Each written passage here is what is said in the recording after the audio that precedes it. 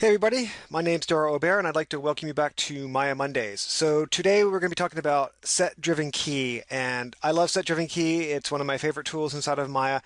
I use it all the time. Hopefully after this video you guys will see the power of it and implement it into your work also, because it really is super cool.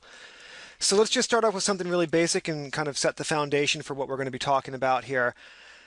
Keyframing in Maya, normally what you're doing is you're taking an object and you're recording its state to time. Time is the attribute that you're basically referencing to when you set keyframes, right? So if we hit the S key at frame 1, move forward in time, translate this sphere over, maybe change some of its attributes, something like that, hit the S key one more time, we've now recorded two different states of this sphere, and we've recorded those states to a given time frame, right? Time is the attribute that we're keying to.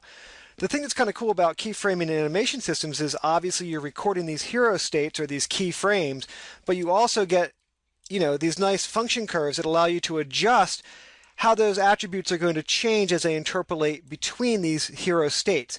And set-driven key gives us kind of the same functionality, but instead of referencing time, we can query any other attribute inside of Maya. So we're basically recording key states or hero states of objects to an attribute in Maya.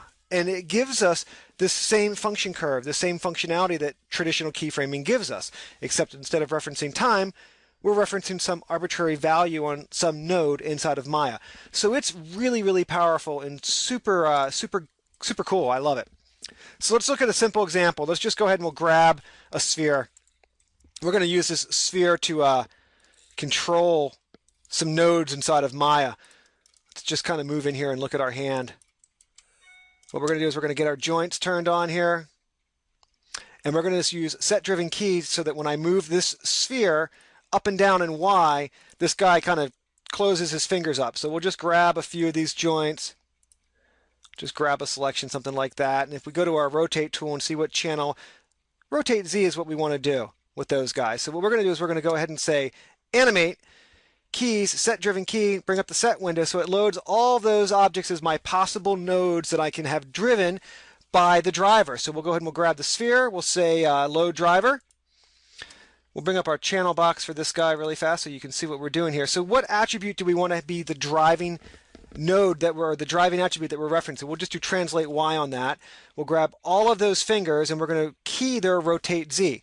So what I can do is I can just say key. As soon as I hit key, we're going to be recording a state of this sphere's Y position and these Z rotation values on those fingers. So if we hit key, as soon as we do that, you can see now those fingers now have this Z channel kind of driven, or has an attribute driving it. So if we use our set-driven key window, you can actually click on an object and it actually will select that node inside of your viewport. So it's also sort of an easy way of selecting something. So we can go ahead and drive those guys up.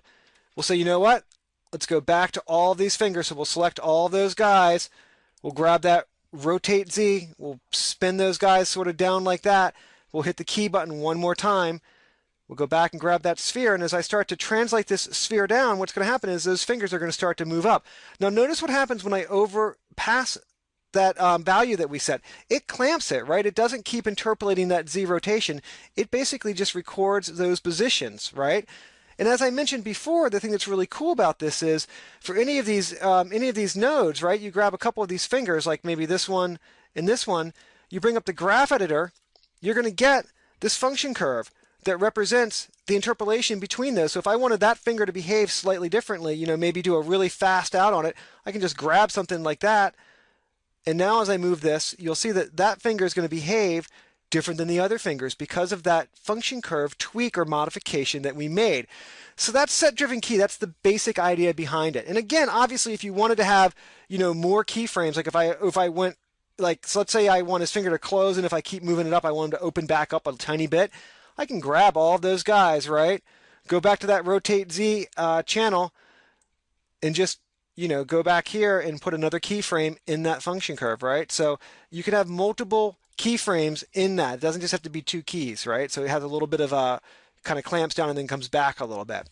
So again, that's the basics of what set-driven key is. So let's look at a slightly more complex example.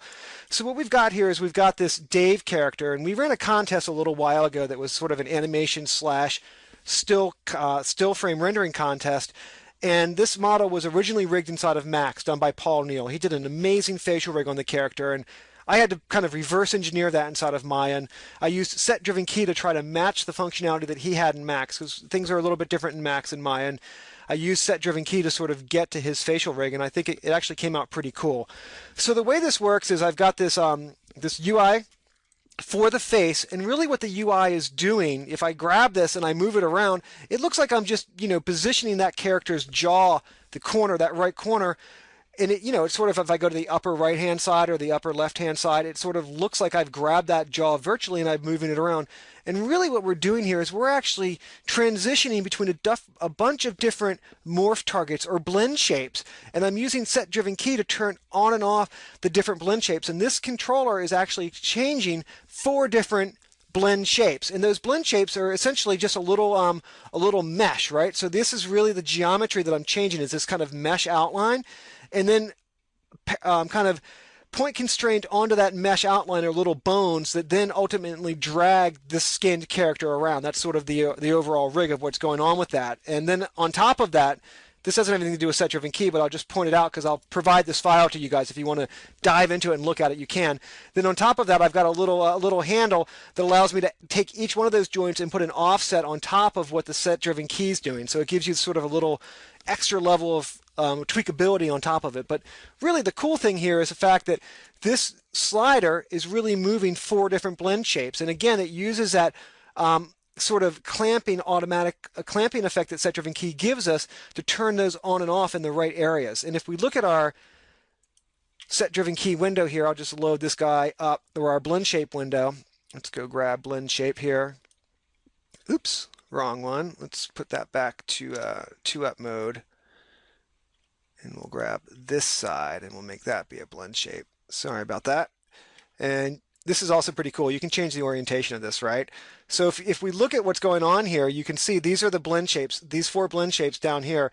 You can see as I move this around, it's kind of adjusting those values of, is it the full right corner? As I start to move this up, it'll transition the left, the upper, and then the bottom one starts to transition on, and then obviously if I go left or right, it's going to turn the left one on and then the right one off. So it's just blending between these 4 different blend shapes, but the end result feels very organic, like I've just grabbed the corner of that character's mouth and I'm moving it around. And that really is the power of set-driven key. And this one, what we're doing is we're moving an actual a jawbone, so we're changing joint orientation based on this little slider, and then some of these other ones are just turning on different blend shapes.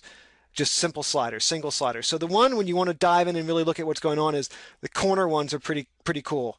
These other ones are simple, just blend shapes, the up and down ones. But the ones that have squares are actually transitioning either between joints or 4 different blend shapes. So that's it for set-driven key inside of Maya. Hopefully it makes sense to you guys. Again, it's just an awesome tool. I highly recommend playing around with it if you haven't been using it in the past. Thanks again for tuning into Maya Mondays, and I'll talk to you all next week. Cheers.